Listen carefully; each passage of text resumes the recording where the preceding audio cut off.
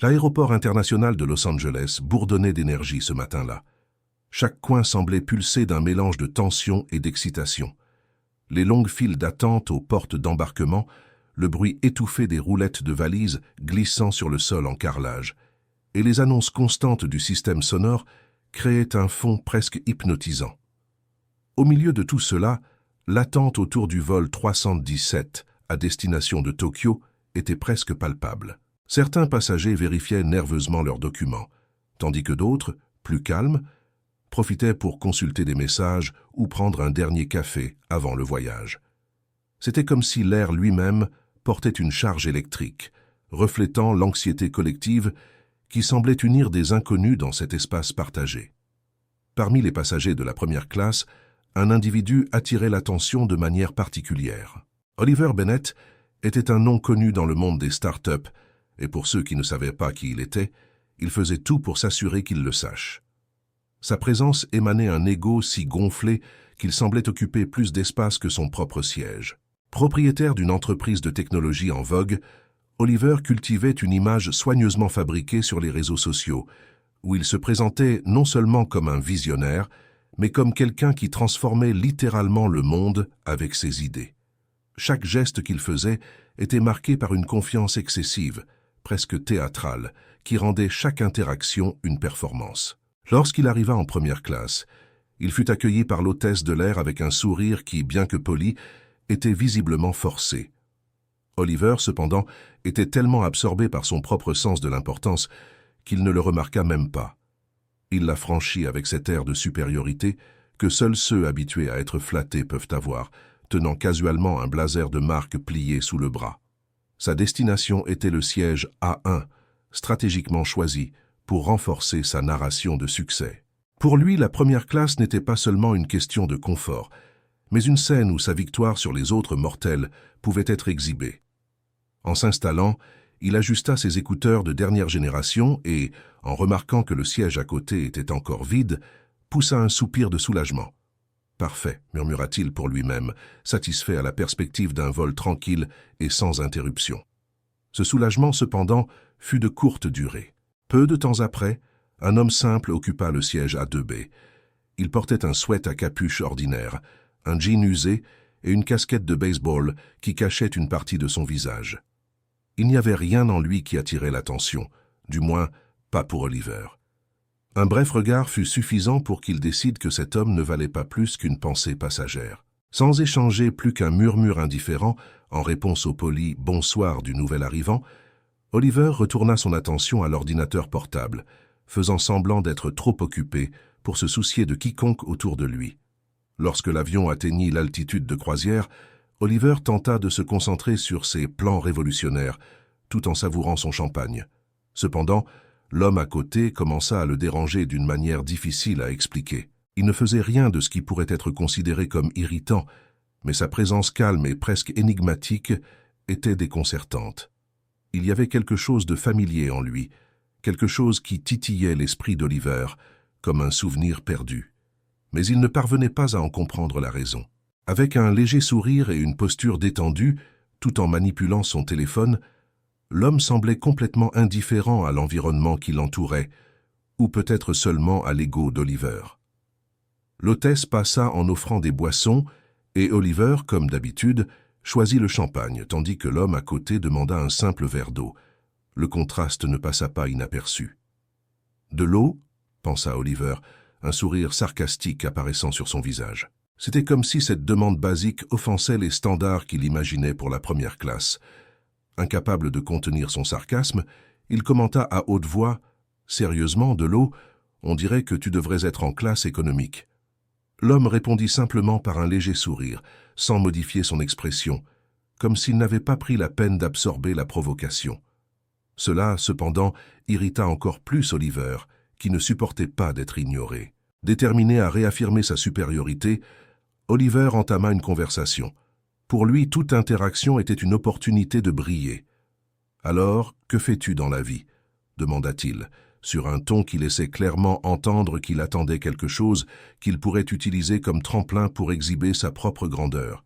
« Je travaille dans la technologie », répondit l'homme de manière simple et directe. La tranquillité de la réponse rendit Oliver inquiet. Il ressentit le besoin d'impressionner, alors il continua. « J'imagine que nous avons beaucoup d'histoires de guerre de l'industrie à partager. Je suis le PDG d'une start-up de logiciels. C'est incroyable comme la technologie est remplie de ces figures surévaluées comme Elon Musk. » Le commentaire n'était que le début d'une avalanche de critiques déguisées en opinions. Oliver commença à parler incessamment, critiquant tout et tout le monde dans l'industrie technologique, des lancements de fusées de SpaceX aux innovations de Tesla, en passant par le chaos de Twitter. À chaque phrase, son besoin de validation semblait grandir, mais l'homme à côté restait calme, répondant seulement par des phrases vagues comme « Tu as l'air vraiment passionné » ou « Il a fait quelque chose d'intéressant ». Cette neutralité, cependant, ne faisait qu'alimenter le feu d'Oliver, qui continuait de parler en quête d'une réaction qui semblait impossible à arracher à son mystérieux compagnon de voyage. Le moment le plus impactant, ou peut-être le plus humiliant, pour Oliver arriva de manière inattendue, comme un éclair dans un ciel bleu. Il était au milieu d'une autre provocation acerbe, sur l'état de l'industrie technologique, lorsque l'hôtesse de l'air s'approcha, s'adressant à l'homme dans le siège A2B, avec une posture mêlant formalité et respect. Sa voix était presque révérencieuse en disant « Monsieur Musk, le capitaine a demandé de confirmer votre correspondance pour Tokyo. » Les mots semblèrent une bombe explosant directement dans l'ego d'Oliver. Il resta immobile, chaque muscle de son corps figé, tandis que la réalité s'abattait sur lui avec une force écrasante. L'homme à son côté, avec des vêtements simples et un comportement discret, n'était autre qu'Elon Musk. La cible même de ses critiques incessantes était assise à quelques centimètres, écoutant chaque mot sans montrer la moindre émotion apparente. L'esprit d'Oliver s'effondra. Il sentit sa gorge se dessécher et les mots qui auparavant coulaient avec tant d'arrogance s'évaporaient maintenant, laissant un vide humiliant. Pendant ce temps, Elon remercia l'hôtesse d'un hochement de tête tranquille, presque indifférent, et retourna son attention au livre qu'il lisait, comme si rien d'extraordinaire ne s'était produit. Mais pour Oliver, tout avait changé. Il réalisa que chaque mot qu'il avait prononcé avec tant de fierté et de mépris était maintenant suspendu dans l'air, comme des accusations criantes contre son propre jugement et son manque de perception. La tension dans la cabine de première classe devint presque tangible. D'autres passagers, bien que discrets, avaient remarqué l'interaction. Personne ne commenta directement, mais les regards furtifs et les légers changements de posture dénonçaient que l'embarras d'Oliver ne passait pas inaperçu. L'environnement semblait porter l'électricité d'un secret que tous partageaient, mais que personne n'osait mentionner. Pour Oliver, le silence qui suivit était torturant. Il sentait la pression du moment comme si une salle entière le regardait, même si personne ne disait un mot. Il était impossible d'échapper à la dure réalité. Il avait insulté à plusieurs reprises l'une des figures les plus influentes de la planète, sans savoir qu'elle était là, à ses côtés, tout le temps. Le temps semblait s'étirer. Oliver essayait d'organiser ses pensées, mais son esprit tournait en rond, comme s'il était piégé dans une boucle de honte et de regret. Enfin, après quelques minutes qui semblèrent des heures, il rassembla le courage de parler. Hésitant, il se tourna légèrement vers Elon, et d'une voix tremblante lâcha « Alors, vous êtes Elon Musk ». Sa tentative de dissimuler son incrédulité était inutile, et la question semblait plus un effort pour valider l'évidence qu'une curiosité véritable. Elon leva les yeux de son livre pendant un bref instant, analysant Oliver avec un regard calme, presque neutre, et répondit avec une simplicité désarmante « C'est ce qu'on dit ». Il n'y avait aucune arrogance dans sa voix, ni aucun trait de ressentiment. La réponse était si directe et sans prétention qu'elle ne faisait qu'amplifier l'inconfort d'Oliver. C'était comme si Elon était complètement au-dessus de la situation, indifférent au drame interne qui consumait Oliver à ce moment-là. Ne sachant pas comment se racheter, Oliver tenta de reprendre un certain contrôle de la situation. Avec un sourire nerveux et des gestes trahissant son anxiété, il se hâta de dire « Je ne voulais rien dire avec ce que j'ai dit plus tôt. Tu sais comment c'est, non ? Je ne faisais que divaguer. » Sa voix hésitait légèrement, et les mots sortaient désordonnés, reflétant son état de complète vulnérabilité. Elon resta calme, observant Oliver avec un regard analytique qui semblait traverser la surface et examiner le cœur de la question. Il n'y avait aucune hostilité dans ses yeux, ni même une intention de gêner. Il attendait simplement le bon moment pour répondre. Lorsqu'il parla enfin, son ton était si calme et dépourvu d'émotion que chaque mot semblait peser le double. « Je ne prends pas ça personnellement. » La simplicité de la phrase aurait pu clore l'interaction là, mais l'inconfort d'Oliver ne lui permettait pas de rester silencieux. Il semblait ressentir un besoin désespéré de se justifier, comme s'il pouvait réparer le tort causé. Dans un effort pour paraître raisonnable, il tenta de combler le vide. « Tu dois t'habituer à ça, non? Je veux dire, aux critiques. » Sa voix paraissait hésitante, comme s'il cherchait une approbation, mais la tentative fut reçue par une autre réponse calme, cette fois avec un poids plus réfléchi. « Les critiques sont utiles, tant qu'elles sont constructives. » Elon fit une brève pause, ajustant son siège avant de continuer. « Les tiennes l'étaient-elles » La question flottait dans l'air comme une accusation silencieuse, mais puissante, qui fit qu'Oliver détourna le regard presque instinctivement. Il connaissait la réponse. Il n'y avait rien de constructif dans ce qu'il avait dit auparavant.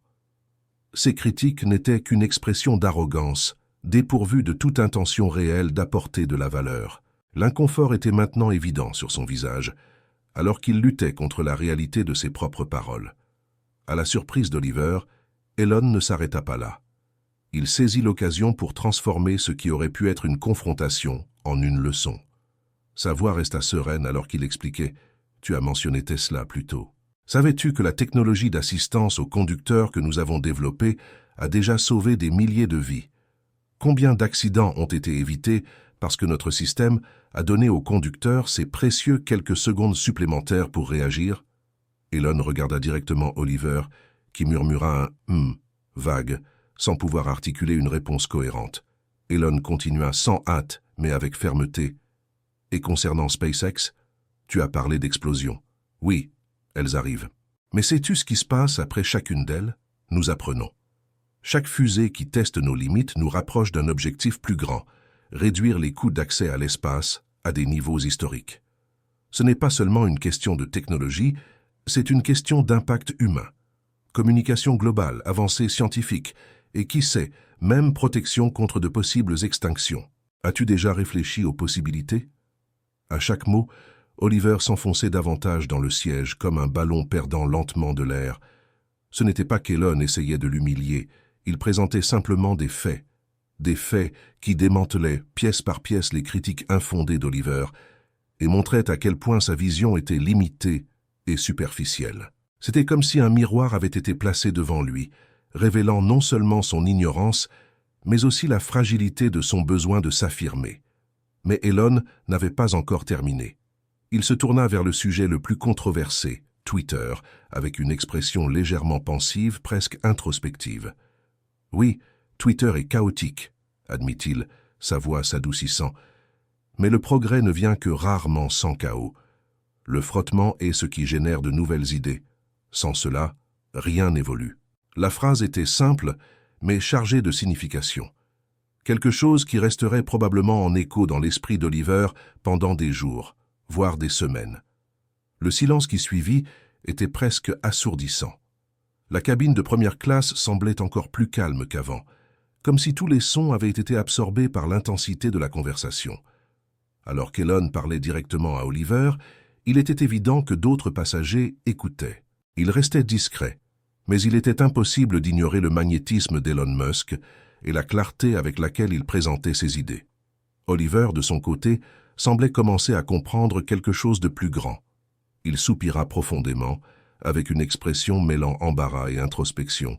« Je n'avais pas pensé de ce côté-là, » admit-il, sa voix plus basse, presque vaincue. « Je crois que j'ai été trop rapide pour juger. » Il semblait véritablement honteux, comme quelqu'un qui réalise peut-être pour la première fois la profondeur de son ignorance.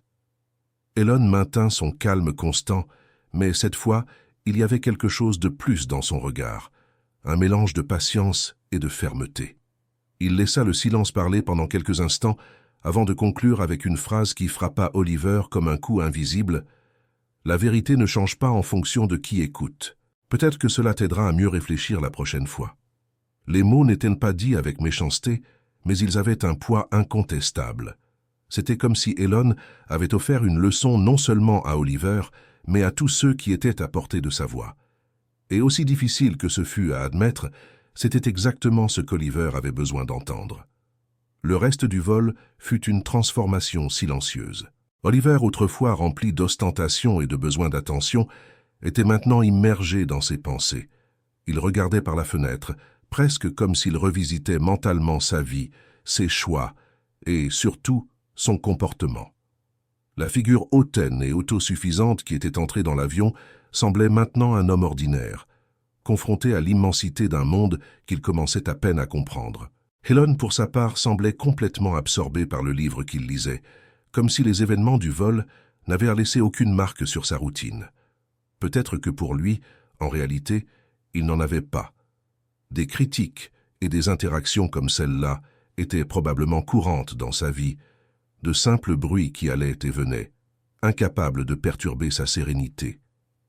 Pendant ce temps, Oliver se contorsionnait intérieurement, réfléchissant à tout ce qui s'était passé. Chaque mot, chaque geste d'Elon semblait porter une signification plus grande, qui résonnait dans l'esprit d'Oliver, désormais agité. Lorsque l'avion atterrit enfin à Tokyo et que les passagers commencèrent à se déplacer, Oliver hésita. Il resta assis pendant quelques secondes, tenant la poignée de son sac à dos, luttant contre un tourbillon de pensées. La question n'était pas de savoir s'il devait reparler à Elon, mais s'il avait le courage de le faire.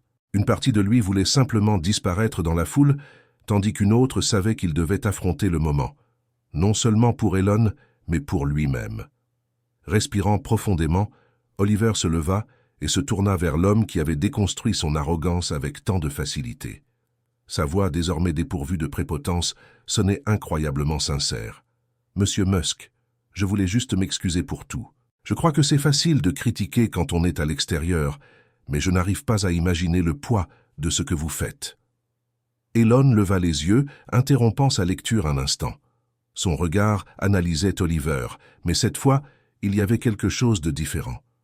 Peut-être une lueur de reconnaissance face à la vulnérabilité authentique dans les paroles de cet homme.